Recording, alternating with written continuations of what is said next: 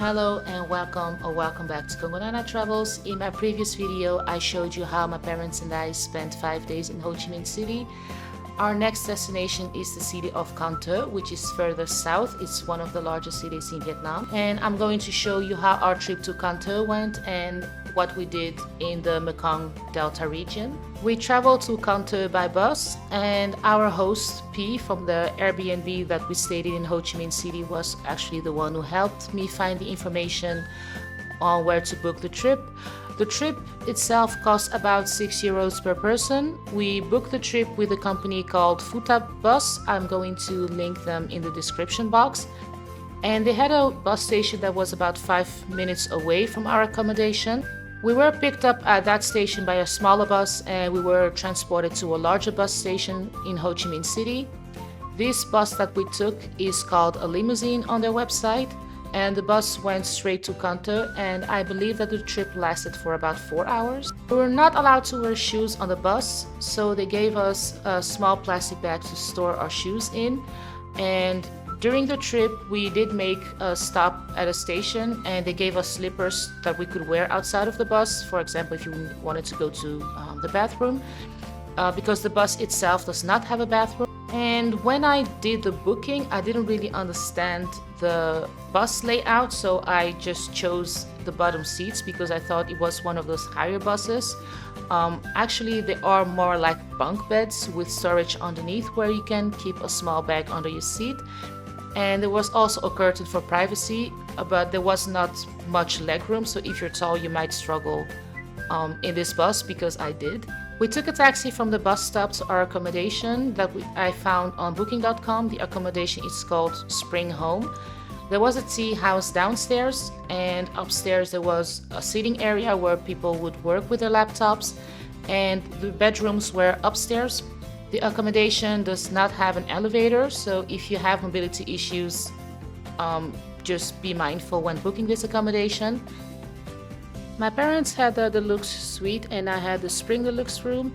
The rooms looked exactly like the pictures that were displayed on booking.com. The host was not there to meet us during our check-in, but the staff from the tea house definitely were very helpful. They also helped us carry our luggage up the stairs. The host did contact me earlier via WhatsApp, and they were very helpful and easy to reach, so if I had any questions, I could always send them a message and they would answer fairly quickly. The location of our accommodation was honestly perfect. It was just around the corner from the Ninh Kieu market and the bridge that Can Tho is known for, so if you look pictures of Can Tho, you will most likely see pictures of this bridge. We spent the first day mostly resting. When my parents were taking their nap, I took a walk near the river during the day.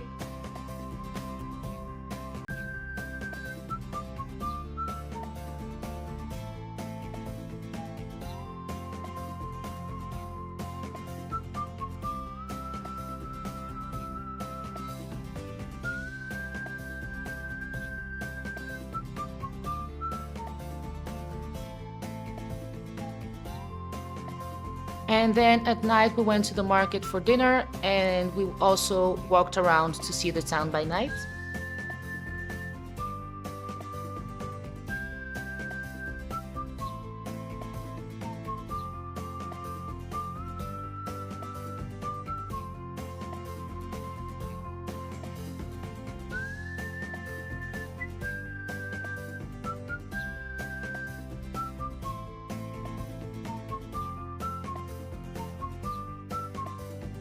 We only had 2 full days, so we didn't really have time to waste. The next day we had breakfast in a restaurant just across from our hotel because the tea house downstairs does not serve any food. After breakfast, we took the taxi to the Koh Bak Pier to take the boat to Kon Son Island, which is also known as Kon Lon. We were told that it wasn't possible to visit the island without a guide, and I'm not sure how true that is, but we ended up booking the guide anyway, and we didn't regret doing that. Our guide was a young guy named Brian. He was super sweet and helpful. So if you don't know, my parents don't speak English, but they do speak French and Dutch. So sometimes when Brian would explain stories, I needed some time to translate them back to my parents, and he definitely gave me that opportunity. The tour itself was €12 in total. This also included the boat ride back and forth. During our tour, we walked past a group of fishermen who were at work, and one of them told Brian in Vietnamese that he thinks I'm beautiful and that he wants to marry me. And he even gave Brian a piece of paper with his phone number on it to give it to me. And my parents thought this idea was hilarious, so my dad was even negotiating the dowry with him. The island of Con Son is a very beautiful place. I recommend anyone who visits Can Tho to take a trip to Con Son Island. And if you have more time than we did, you can even have dinner or stay with local families for a small fee. The price of the tour is fixed, but you can always choose to tip the guide if you want to, which we did. And during the tour, we met some locals who wanted to take pictures with us because they're not used to seeing people who look like us, meaning black people, but also people who are a bit taller than the average Vietnamese person. And Brian took a few pictures of us with the locals, and he ended up sending them to me, which meant that I had his phone number. So after the tour, I had some questions for him, and he was more than pleased to answer them. The next day, we went on a tour on the Mekong Delta, which meant that I had to drag my poor parents out of their bed just before 5 a.m. because we agreed to meet up at 5 a.m. with a tour guide. I found this tour on the website of Get Your Guide, and I will also provide a link of it in the description box below. It was one of the few tours that I was able to find at the last minute because I booked it 2 days beforehand. And compared to other tours, it was still fairly affordable. So the tour itself costed 72 euros in total for the three of us, and it also included any of the food that I will show you in this video. We gathered at a restaurant at 5 a.m. and then we took the boat to the floating market of Kai Rong. And since we left so early, we were able to see the sunrise and start the day with some fresh noodle soup from the floating market.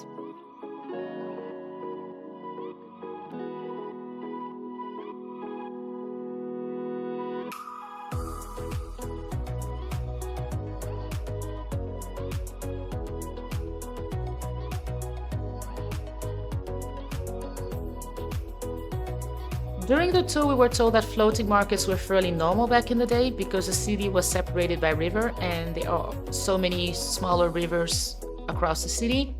And so it was easier to move around by boat than it was by road. And as the infrastructure developed over the years, people started using the roads more often, meaning that the markets also moved from the water to the land, meaning that the floating markets slowly started disappearing. And when the pandemic came, they were not allowed, so a lot of them disappeared during that period. And I believe that the floating market of Kai Rong is one of the few, if not the only one left in the south of Vietnam. After the market, we were brought to a rice noodle factory where they showed us how rice noodles are made the traditional way, which is by hand. And this is one of the few factories that still uses this method because other factories just use machines because they can produce a larger amount in a shorter period.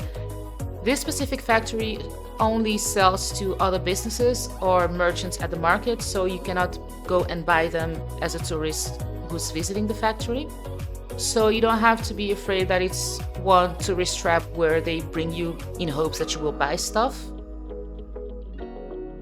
After the noodle factory, we took the boat to a dragon fruit plantation, and they explained us how the plantation is ran and maintained by the locals, but also how the locals actually grow their own food and how they help each other out by exchanging the food that they grow. And that's also how they help people from their community who are struggling to feed themselves. We were allowed to walk around the plantation to see the different fruits and vegetables that they grow. And after that, we gathered with our guide and our entire group to sit down and have some fresh fruit that the people who run the plantation cut for us. From the dragon fruit plantation, we walked to the cocoa plantation where we were given a tour. This was the last stop that we made. Our guide explained to us how the plantation was founded because cocoa is not native to Vietnam. So cocoa beans were originally imported, I believe from South America, but I'm not sure. And he also explained to us how chocolate and cocoa butter are made with the cocoa beans. We tasted some pure unsweetened chocolate, and in my opinion, it does not taste good without sugar. And in the end, they gave us a cocoa drink, hot or cold, and there was also the opportunity to buy some cocoa products, and I ended up buying some pure cocoa butter. And after this, we took the boat back to Kanto.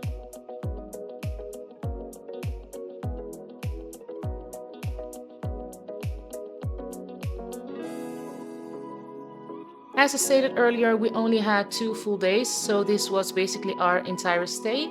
And now I'm going to tell you how much we spent in the total of 3 days that we spent in this beautiful city. For the hotel, we spent a total of 95 euros. This is for both rooms combined.